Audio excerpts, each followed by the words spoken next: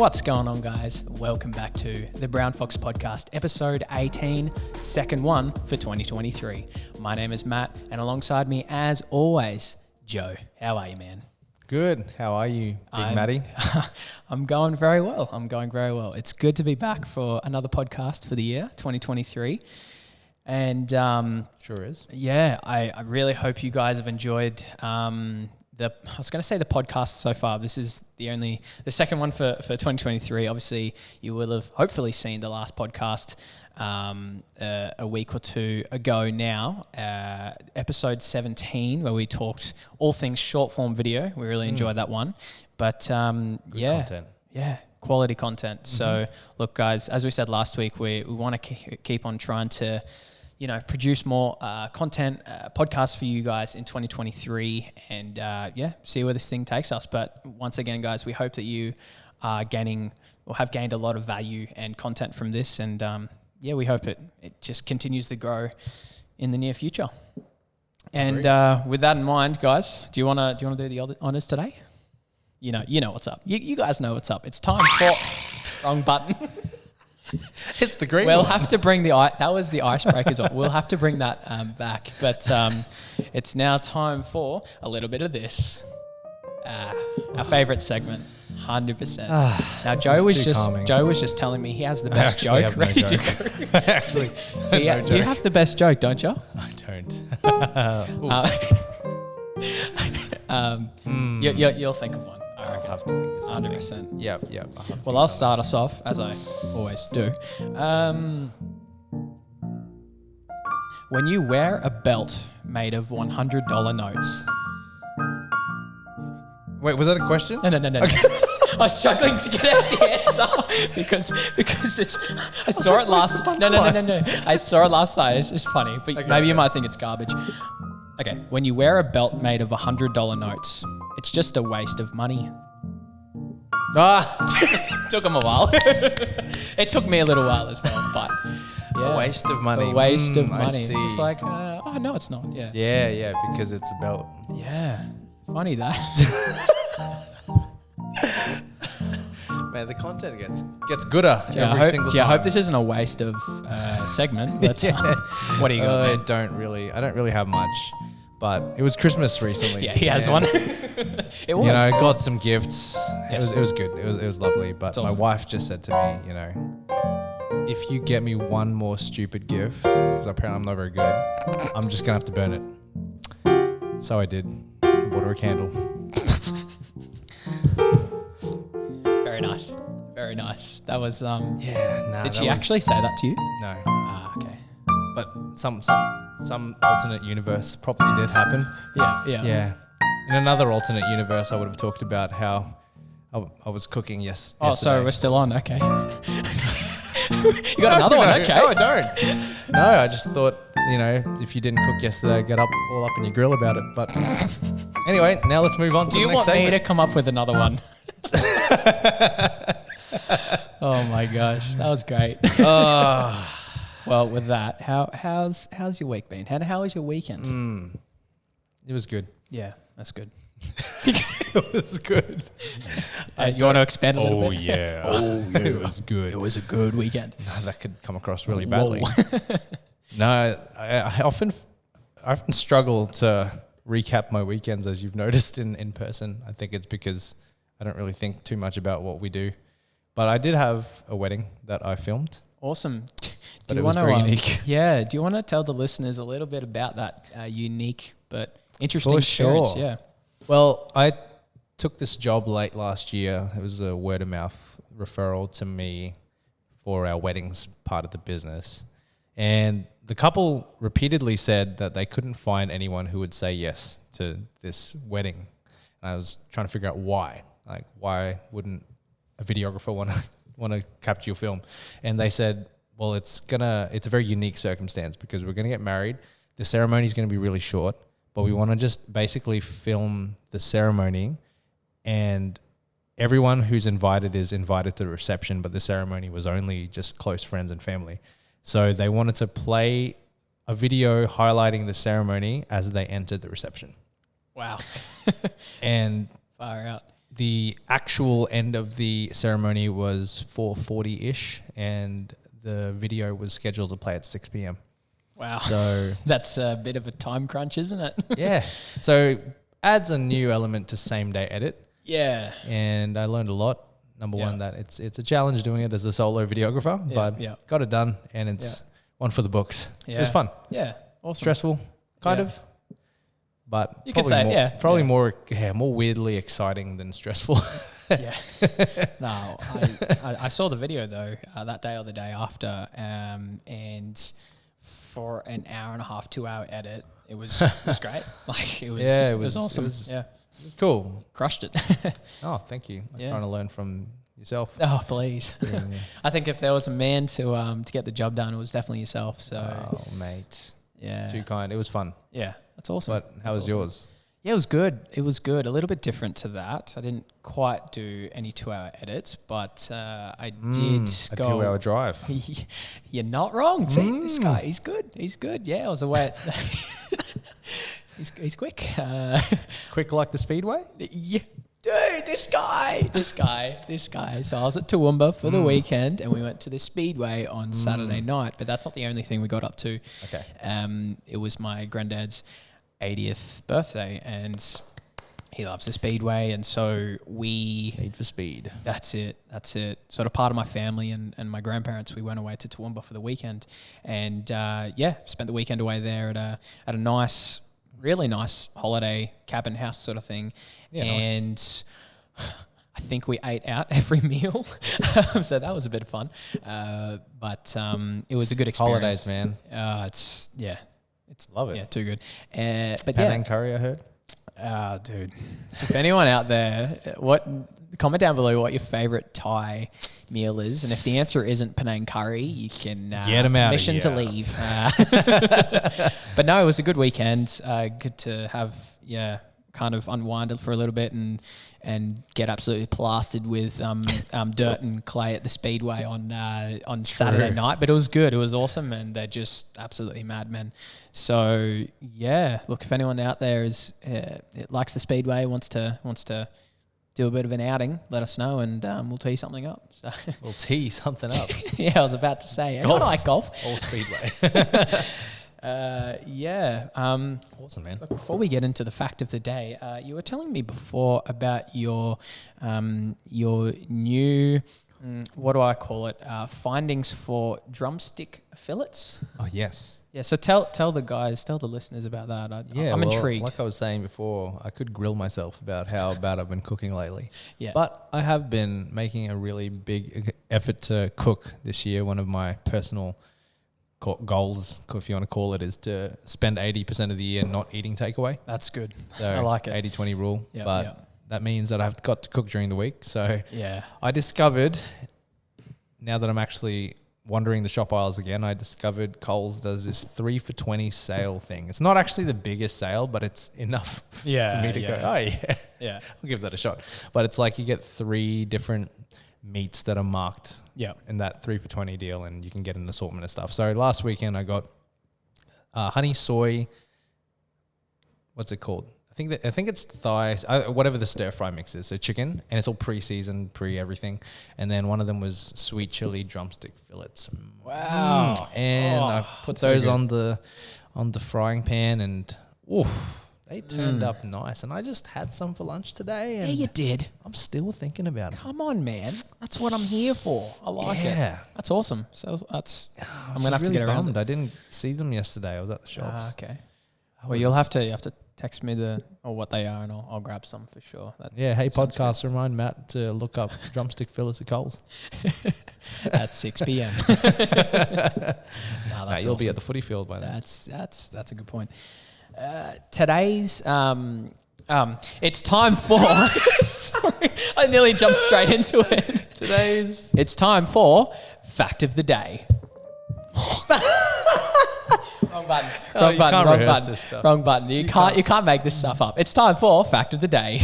There we go. Sorry. I tried to go off. I couldn't see which. I tried to remember. Anyways, this is great. This is a bit of a. We only recorded last week, and I'm a little bit rusty. I don't know what's going on. Must be all that Speedway. Yeah. Action. Yeah. Look, Joe, I just wanted to let you know that 82% of people are put off when a video is not optimized for their device or platform they're on. Wow. Yeah. You want to tell me why they're ticked off? So why are they ticked off, Matt? No, I never said ticked off, but I mean, was that another pun? No. It's all over. I think we, obviously last week's episode was all about, talking all things short form video, in the forms of, Instagram Reels, TikTok videos, YouTube Shorts, and they're 99% of the time in vertical. Well, they should be. And so that statement there where it was how many percent, and again, I'm not sure which website this was from, maybe from an American website or something, but 82% of people are put off when a video is not optimized for their device or platform they're on. So just imagine yourself, you're scrolling through YouTube Shorts and everything's vertical, and then you come across a video that's horizontal. First of all, if it's true horizontal, you have to like turn your head sideways or turn your phone sort of thing, or it's in horizontal but it's still in like vertical format, if you know what I mean. So it automatically, I guess, appears a lot less, smaller than a normal vertical video. And then on the contrary, if you're watching a horizontal, YouTube is designed for horizontal sort of 1080, 16:9 format. And then if you come across, in saying that though, YouTube, you can easily watch, vertical videos on YouTube, and they have allowed for that. But yeah, I think, I mean, if I'm speaking personally, it does kind of put me off and make me think like, come on, I think it's really important. I think I'm kind of just going around in circles right now, but I'd love to hear your thoughts. I mean, for me personally, I think if it's a vertical video, stick to those short form platforms, and on the contrary, horizontal videos, stick to those longer form videos that you watch on YouTube or, designed for TV or cinema, whatnot. So, I mean, what are your quick thoughts about all that? And I know, we talked a little bit about this in last podcast, and I'd love to dive more into this sort of stuff in the future. But what are your quick thoughts about that? Yeah, well, just don't make a diagonal video. And if you saw last week's episode, you'll know. Call back to last week, everybody. Should I add that? In 2025, diagonal video. No, I don't really have much to add on that. I mean, what was the actual quote? You said 82%. 82% of people are put off when a video is not optimized for their device. I just pictured them. Oh, get it out of here. No, I think.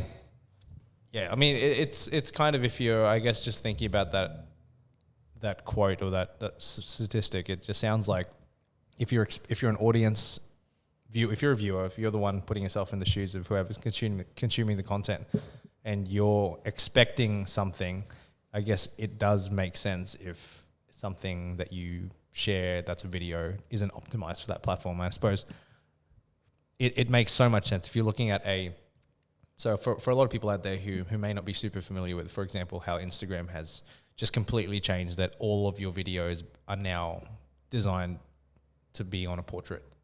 Like, there's ways to make it so you can watch a full horizontal video, but essentially they're pushing everything so that you can see it full vertical on your phone. So it is awkward when you see a 16:9, which is basically just standard horizontal landscape, for those who aren't familiar with it, and it only takes up that much of the screen. It's a bit tricky to take in the content if, say, people are a lot smaller on the screen or whatnot. I think the bottom line is just making sure that the content is designed for the real estate that you have on the screen, and also you might want to have a look at that C70 shot in that camera. Whoa! I was thinking that might not be optimized. We'll cut back to that. It's like it's off the rails. Guys, give us a sec and we'll be back soon. And we are back, guys. Thanks for that. I mean, that was... Yeah, in the meantime, I'm sure Matt's just turned this into a diagonal video. Just rotating it slowly to diagonal. Yeah, lost my train of thought now. Oh, there is an Office reference I want to make so bad. Yeah. You wouldn't necessarily get it. Yeah. But there's a couple episodes later in the series where they come up with this fictional device, which is a triangle. And so it's like Nice. the new thing. Yeah. And it's a new tablet, but it's a triangle. Oh yeah, that's awesome. There's your diagonal video. Yeah. Oh, that's great. Oh, man. And I think something else, just touching on that, not the triangle concept, but but something else that might put people off when watching a horizontal video in a vertical format and vice versa. There's a small real estate that you can see the video on, but then there's big real estate where it's just black, black bars sort of thing. And so I don't know, it kind of just, might put people off and stuff like that. So yeah, well, that was pretty cool. And like we said, guys, you'd definitely love to dive more into that and discuss more of that in the future and future podcasts. But for now, for today's podcast, I would really love to talk about building your authority through video, through the presence of video. Yes, Captain. I don't know what that was. But I think I was actually just reviewing one of our previous podcasts, and I think from memory it was video episode 13. And if that's wrong, I'll put it up on the screen as something else. But I think from memory, episode 13, we actually did touch on this a little bit about building your authority through video, how much value it can have, and some real world examples of people that we watch, that we follow, that have built that authority through video, through videos, by putting themselves out on the internet through the form of video. And one thing to remember here, guys, is that it's meant to be, you're meant to have a long-term mindset about this. If you want to create, if you want to create videos, you need to have that long-term mindset, that not to be like, hey, I'm gonna put a video up here and there, and in 2 weeks, and then I'll be all sweet. Now you've got to be thinking about this in a long term form, because it takes time to build that authority up, but it definitely, and we've seen firsthand with others that we follow, it definitely pays off. So what are your first initial thoughts that come to mind when we talk about building your authority through video on the internet, and the real importance and value that it can have to someone or a business or organization or whatnot? That's a great question. Thank you. I think that the main thing to think of when we're talking about things like building authority or creating value and all this is just pulling back a bit and going, why? Yeah. Just like everything, just asking the why of everything. Because a lot of people might go into or explore the methods of creating video with the initial intent that, hey, I'm going to make money. I'm going to build an audience so that I can make money. Say they want to be a creator on YouTube, or say they're a business. They're going to make videos. I mean, obviously they want to get a return as a business, but they're immediately expecting that they make one video and that'll solve all of their problems. Yeah. Of not hearing, not getting their message out, not being heard by the right people, etc. But they only do one thing, or they do it sporadically. And I think the why is so important here. So I guess if we think about what the internet really allows us to do, is we get to share messages and share our whys, share our stories, share everything across and really the entire world. It's kind of boundless. So you can pretty much dream of having an influence wherever you want, in a way. But a lot of people just think about all these big creators out there and go, I like what it seems like they're doing, so that's my end goal, is to be able to make this happen for me now. And you forget that a lot of these people are 10-year overnight successes. They've been doing it consistently, which is the bottom line of what I think you're saying here, is that when they're approaching the content creation, I've listened to multiple podcasts of them talking about their own story in different contexts. And it's just that bottom line message of they were in it for more than just making a buck out of it. And they were in it for other reasons. They started creating content because they genuinely want to help people or they genuinely want to have an impact, and it just so happened that they did it for long enough for the audience to build. So this is all, without going too many circles, just the long-term mindset, which I feel like even with our podcast here, we need to have, is that we're actually not intending to think that after we make this podcast, we're going to get an influx of clients because all these people will go, oh, these guys know what they're talking about, we're going to hit them up. It's just, no, we're actually just want to keep talking and sharing value and getting ourselves known for helping people. I think that's the intent that I want to have, and that the content that we create is, so that people don't just look at us and go, oh, these guys are always just asking for people to make videos with them, for example. Does that really briefly touch on some of those points? 100%. And I think it goes back to what I was just saying, what you were just saying about having that mindset of playing the long game, being in it for the long run sort of thing. It's not all just about, make a few videos here and there, get a bit of cash or return out of it, and sweet, I'm all done. No, you've really got to be thinking long term about it, and like this podcast and all the content that we do, we're not expecting for one of these episodes, although it would be nice. We're not necessarily expecting for all our episodes, every single episode we do, to absolutely blow up in 2 days, 1 million plus views, returns left, right, and center, clients. Oh, it's all happening. No, I think our mindset is not that, but rather, if we just chip away at this thing, if we're consistently, even whether it be once a month, consistently uploading episodes, creating content out of that, that adds real value, and we'll see where this thing takes us in, say, 2, 3, 4, 5 years time. I think, but just like anything, like it goes back to the why. Yeah. Because just like you might have your own experiences of this, but if your why isn't strong enough, you're never going to stay at anything long term.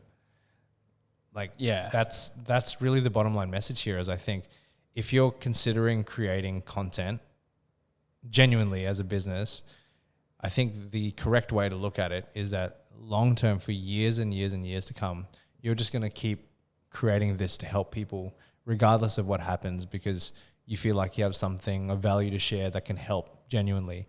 It's not just, we're going to make this one series of videos in this year and then that's it forever, because our intention is just to be honest, that can work, right? Like that's a genuine use case for video. We talk about video as a tool. It really is. But I think when we were wanting to, if we can all understand the actual potential that making content has to influence and impact people, it might help us shift and change the way that we look at creating content. So all the people who, I could rattle off names of people who create value for others and are just constantly making this content. Their why is a lot stronger. Like sometimes it's not even their primary source of income. A lot of it is just because they want to help. And as a byproduct, like Gary Vaynerchuk or Grant Cardone or Alex Hormozy, all these people, their why isn't to live off making content. It just so happens that that's a byproduct of them helping others. Yeah. Yeah, it's a very long-term approach that all of these people have. 100%. Yeah. And that was actually the next thing I wanted to talk about. I wanted to ask you, and myself as well, is what are some people that we look up to, that we follow, that we watch in our spare time, whatever it is, that we recognize and we know that have built that authority through video. Now these can be video people, they can be sports people, they can be, whatever. But what are some, and I know you already just mentioned some of those, but what are maybe some other people that, or influencers, whatever, that you follow that have built that authority through video over time, that when someone says the word golf, we know who we're thinking of, sort of thing, or who you think of. What are some more of those people for you? I think, I don't want to get too deep into this because you asked me a very simple question. It's all good. But something that just came to mind is that, why, not just why do you want to build authority, but what really is authority? Yeah. And I think when you're saying authority in the sense of probably business people or other people who are looking to leverage video more. I feel like authority is that you have a voice that people respect. Yeah. And that you actually have influence, genuine influence, that you're an expert in something, or you have influence or expertise. I think that is the definition in some ways of what authority is and how you can use it in video. So I feel like because of that, authority needs experience. So that's another thing that we are unpacking, both myself and Matt, as we make this podcast, is we want to be able to create videos that share our experience more than just theory. Like, it's so good for us to talk about statistics of video marketing because it helps us to think, so how have we helped our clients? Have we been able to achieve these things for them ourselves? And then we'll have to question that for ourselves. But to circle all the way back to that question, it's really any area for me that I know that there is someone who I look up to, not just because they think something, but because they're good at it. They're good at it, or they're a subject matter expert, or they've lived it out. So in my world, in your world, I'm imagining it's people in golf that at the moment you've talked about Rick Shields a lot. Yeah, just a few times. Yeah. So actually, let's cover that. So what appeals to you through his content? I think it's a range of different things. I think number one is that for me personally, I've built that trust over time, over a couple of years that I've sort of gotten into these videos. I've built that trust and seen other people's experiences with him to think to myself, he knows what he's talking about. He knows what he's doing. You can see it out on the course. He's an amazing player. I mean, imagine shooting 75. That's that'd be nice. But yeah, I've built. That's a start. That's a start. But I've built that trust that, you know, if I need help with anything in golf, he is the first person that I turn to. And I think this is because I built that trust, and he has a video library of thousands of videos. He's the biggest golf, in terms of subscribers, he's the biggest golf channel on YouTube with over 2 million subscribers or something. I mean, his podcast channel as well is over 200,000 subscribers. So, and I know that's not everything, but you know, he's built that authority through video, and I'll even to the point, I'll be at the range, and I know you've done the same as well. And if we're struggling with something, and I'm struggling with a slice, and you might be struggling with a hook, and we might both be struggling with loft, you know, we'll put his videos on and practice to what he's preaching, you know. And so there's also another channel that I've kind of semi-recently gotten into as well. Is it good? They are very good, yes. So they're another huge 5 or 6 guys YouTube channel, and they're less about the teaching stuff, but more about, you know, actually showing them on course and playing challenges and rounds and match plays and whatnot. Yeah. And so for me personally, in terms of golf, for starters, that they're two of the biggest sort of people I go to, and I'm sure there's other, you know, creators out there or other people out there that I could watch, but I just know firsthand of the type of content that they bring out and the value and the authority that they've both built, you know. Yeah, and just doubling down on what you said there. So this is I think the bottom line of this whole topic is that you've referred to people who are good at what they do, good at what they do, that are they're very, very good. They're experts in their fields, and they've had. You wouldn't respect these people if they were just theoretically talking about what they did. Yeah. Like, you wouldn't be able to build the trust if you could tell. You would be able to smell it a mile away that they were not genuine. Yeah. Or they didn't have the skill set you're after. Yeah. And then you wouldn't have. That's why you consume the content, right? It's entertaining, but they're also good. They're good. It is one thing for them to say all these things and talk about it, like, if you need to fix your slice, do this X, Y, Z. Yeah. But it's another thing for them to actually show it in practice and be like, hey, if you actually do this, hey, your ball will fly straight. Yeah. That'd be nice. But yeah, it's one thing, you know, it's one thing, for them to say, but another thing for them to actually put it in practice. Yeah. that's where I think this bottom line of this whole building authority thing is. I think no one can build authority if they don't know what they're talking about. Yeah. So I think video is actually a way that shows, do you know what you're talking about? We've talked about it before, but it is the best form of media. It's the closest thing you can get to real life in terms of showing how to actually do something. You can see things through photos, you can, whatnot, but video is the closest thing you can get to showing something in real time. Yeah. That's basically it, yeah. And that's the important thing here is that if you're considering creating content, if you're considering creating content, I guess number one for your business, this is a business context, I suppose. Yeah. Is just talk about what you know. Like you're an expert at the things that you know. Yeah. You don't have to talk about, and this is a message for ourselves too, we don't have to talk about things we don't understand. Yeah. Because it'll just show that we don't understand what we're talking about. Yeah. But if you're genuinely sharing from experience, not only is it engaging, but it'll show that you're an expert and people will build trust with you.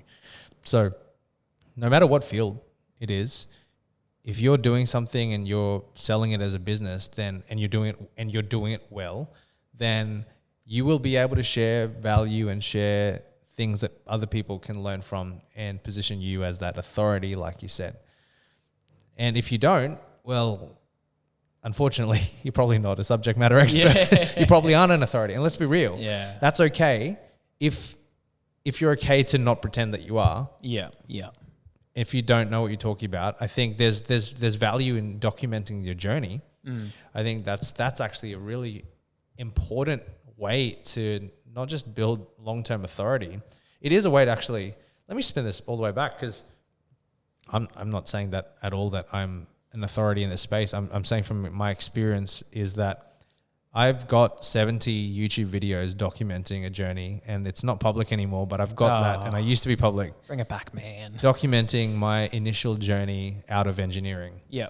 To explore how to do things. That was me not being an expert in anything. Yeah. Just trying to show that I'm learning stuff. I'm trying to give things a go at the same time as I was trying to learn how to make videos. Yeah. Right. And even though maybe none of those things panned out long term, it did teach me the skill of content creation and how to present and how to talk on camera. And I did the same thing, and I'm still very, very not as frequently doing the same thing as I started doing when I moved to Brisbane to start Brown Fox. So I may not be the forefront expert in a particular area, but I've got documented evidence that one day I can use. Definitely. That one day, when I feel like I have more value to share, I can actually go, hey, look, I actually started back there. Yeah, and this is actually something that would be awesome to talk about on another podcast, is actually getting yourself ready, to preparing to actually put yourself in front of a camera, to be on camera. And as you would have experienced yourself, and I myself, I've done a little bit, not quite as much, but a little bit, a few little vlogs here and there back in the day. Plug that channel, man. Nah, it's not going to happen. But yeah, it's, you might find once you get in front of the camera and have that experience of doing it, it might take a bit of time, but it might actually be a little less daunting that you might feel or people may feel, and we know that firsthand, and so, yeah, I had that idea. I'd love to talk about that in a future podcast for sure. Sounds good. But what about yourself? I mean, before we end the podcast, did you want to quickly touch on maybe anyone else that comes to mind, or maybe some of the people that you briefly mentioned before that you follow that have built that authority through video over a number of years and through hours of videos? Yeah, there's so many. So many. Yeah. I mean, you mentioned Gary Vaynerchuk, was it? Yeah, Gary V. Sorry. Yeah, Gary Vaynerchuk, yeah. Yeah. Now there's actually a video that I just I feel like I don't want to take this podcast too long because I could talk for a long time about Save this. Save it for another podcast.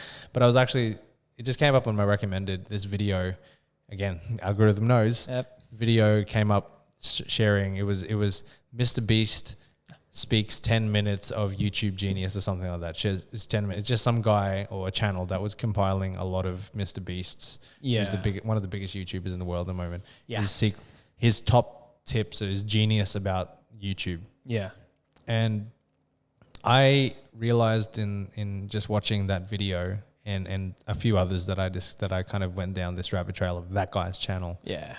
That really you're just gonna find, like, I think the first thing will be for anyone who doesn't understand why video is powerful. The first thing is we all have something we want to get better at, or we're aiming to become, or we're trying to learn to be. Yeah. Yeah. And most likely there is somebody on YouTube who is covering that topic really well, and they're an expert. Yep.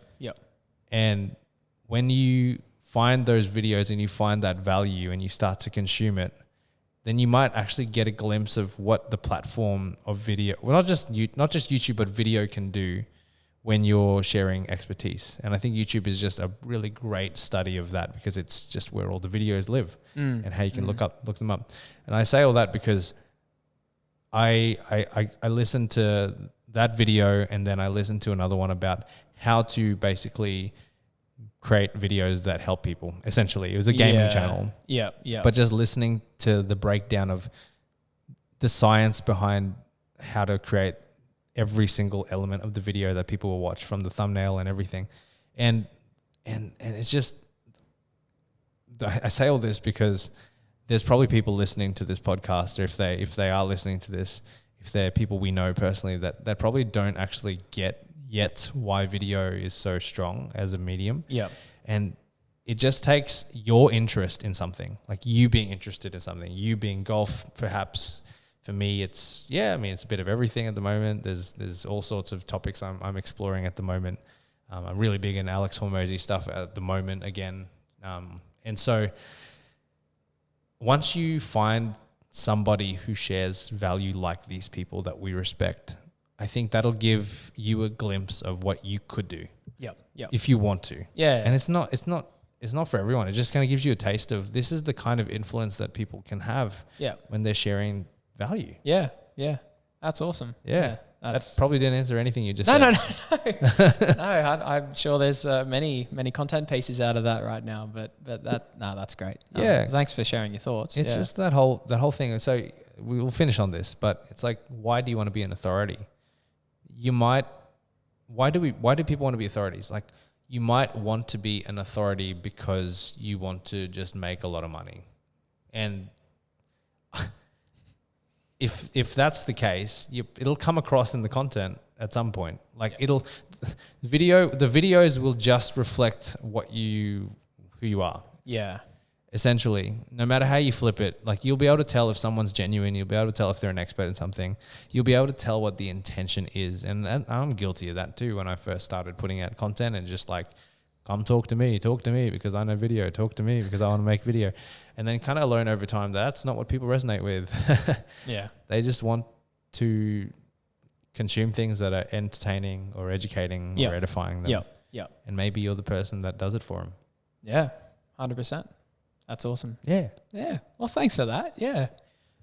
You're welcome. Appreciate all those thoughts, and I hope you've all gained some real value and things to think about. I know even out of that, some awesome things to think about. So yeah, I think we'll leave it there for now, guys. But yeah, I hope you've enjoyed today's podcast, and as always, definitely comment down below if you'd like us to talk about anything in particular, any topics or ideas, or even any questions that you might have. We'd love to discuss them and answer them on a podcast episode for sure. But thanks so much, everyone, for watching and listening, and we will see you in the next podcast. And with that, no, I meant to say Fox is out. 3, 2, 1, Fox is out.